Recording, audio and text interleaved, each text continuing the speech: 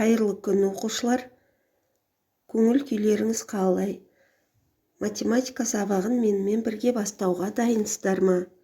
Бүгінгі біздің тақырыбымыз разрядтан атамай екі таңбалы санды бір таңбалы санға жазбаша бөлу деп аталады. Яғни бүгінгі сабақта сендер екі таңбалы санды бір таңбалы санға жазбаша бөлесіңдер. Яғни алдымен оның алгоритмін білуіміз керек. Алдымен біз балалар сандарды жазамыз. Яғни баған түрінде олар жазбаша бөлу осылай жазылады, сызылуы да осылайша сызылады. Енді ондықтарды бөлемін. Алгоритмге назар аударып қарап қоямыз. 68 санның ондығы 6. Үстінен осылайша түртіп қоямын. Белгілеп 6-ны 2-ге бөлгенде 3 болды. Енді 3 бөліндінің мәні 2 бөлгіш солай ма? Біз тексеру үшін 2 мен 3-ті көбейтеміз. Яғни 6 болады. 6-дан 6-ны азайтамын. 0 болады.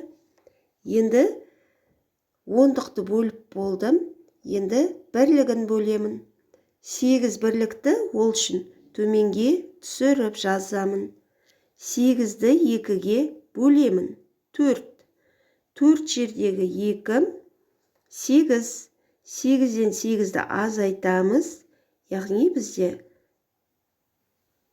0 болды. Осылайша 0 болғанша бөле береміз. Осы жерде балалар жауабын оқимыз.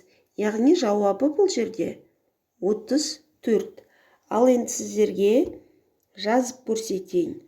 Мысалы 46-ны бөлуім керек 2-ге. Тұр көздерге мән бермей ақ қойыңыздар. Қараймыз. Ондықты үстін түртіп қоямыз осылайша. 4-ті 2-ге бөлеміз. 2-ден 2 жердегі 2 4 болады. Азайтамын. 0. Қасына 6-ны түсіремін. 6-ны бөлемін мына 2-ге. 3 болады. 3 жердегі 2 6. 6-дан 6-ны азайтамыз. 0. Міне осылайша орындалады. Өте оңай. Ал енді балалар 48-ді 4-ке бөлейік. 48-ді 4-ке бөлу үшін ондығы 4. 4-ті 4-ке бөлгенде 1 ондық шығады. 4 ондықты 4-ке бөлгенде 1 ондық шығады. 4 жердегі 1-ім 4. 4-тен 4-ті азайтамыз. 0 болады. 8 бірлікті төмен түсіремін. 2. 2 жердегі 4-ім 8 азайтамыз. 0-ге тең болды. Мінеке 0 шыққанша бөлдік. Өрнектің мәні 12-ге тең. Немесе 48 бөлу 4 өрнегінің мәні 12-ге тең болды. Балалар, енді оқулықпен жұмыс жасайық. Кәнеке дайынсыздар ма? Оқулықтың 59-шы бетін ашып қоямыз. Онда бірінші тапсырма бар. Бұл жерде балалар Пифагор, бұл ертедегі грек математигі. Пифагор кестесі бүгінде көбейту кестесі ретінде белгілі. Енді бұл атақты Пифагордың кестесінде грек әліпбиінің әріптері орналасқан. Енді сіздерге айтады, ғаламтордан грек әліпбиінің атауларын тап дейді. Балалар, грек әліпбиі біздің заманымызға дейінгі 9-шы ғасырдан 8-ші ғасырға дейін қолданыла бастады. Ал енді бұл жердегі әріптер, бір қатар әріптер, көптеген барлық әріптер десек те болады, әлі күнге дейін математикада және де басқа салаларда қолданылады. Мысалы, альфа, бета, гамма, дельта, эпсилон, зета деген әріптер бар. Мына жерде лямбда деген әріптер бар.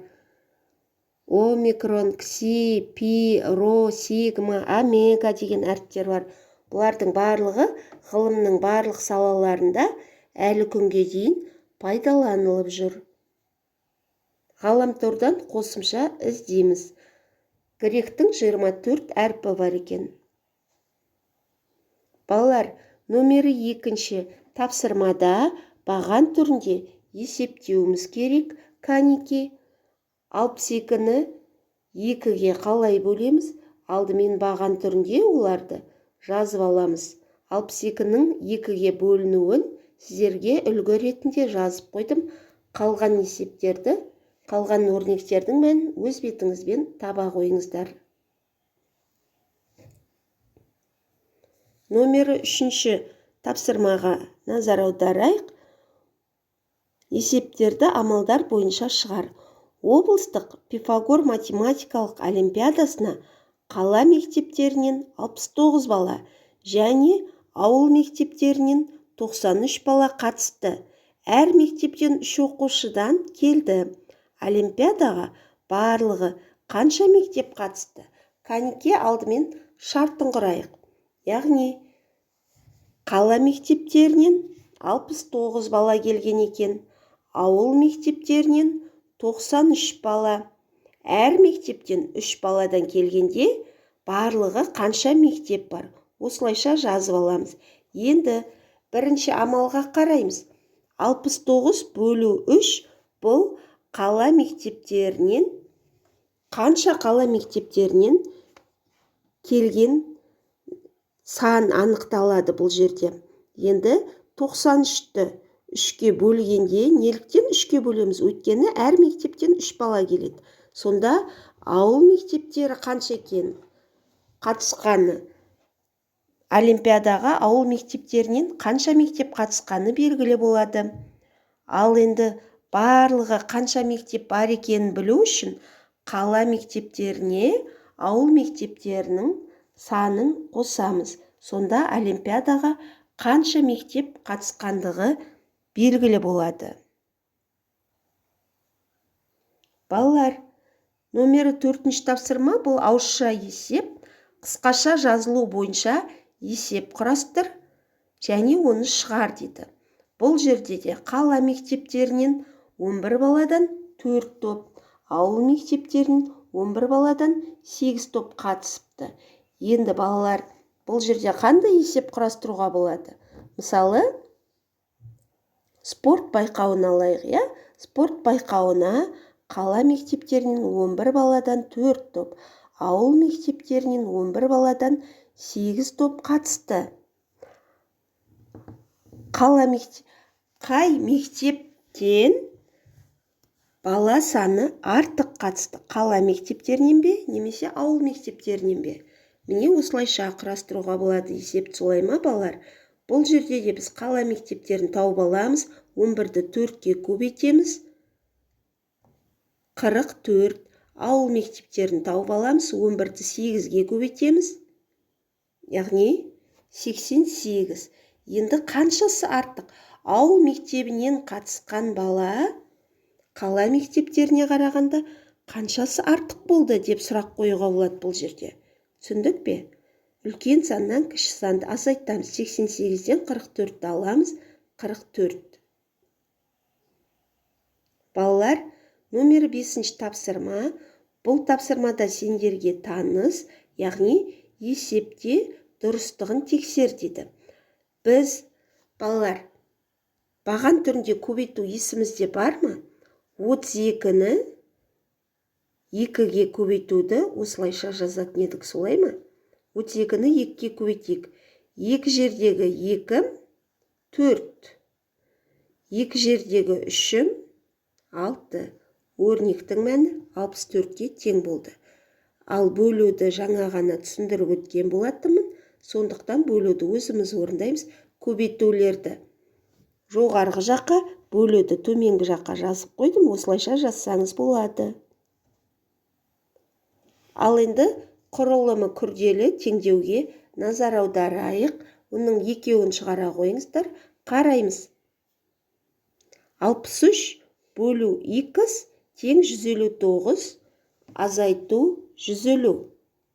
Балалар, бұл жерде 63 азайту бөлу x өрнегін екінші жолға тағы да жазам.